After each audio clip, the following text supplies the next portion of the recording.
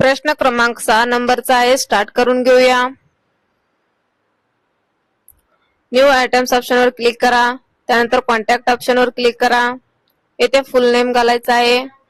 Question मधील नेमला copy करून घ्या, येथे नेम समोर पेस्ट करून घ्या।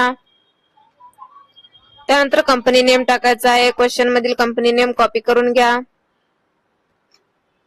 येथे कंपनी नेम समोर पेस्ट करून घ्या। त्यानंतर ईमेल आयडी टाकून घ्यायचा आहे। क्वेश्चन मधील ईमेल आयडी कॉपी करून घ्या, इथे ईमेल आयडी समोर पेस्ट करून घ्या।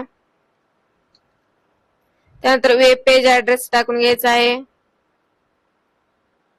कॉपी करून घ्या क्वेश्चन मधील वेब पेज ऍड्रेसला।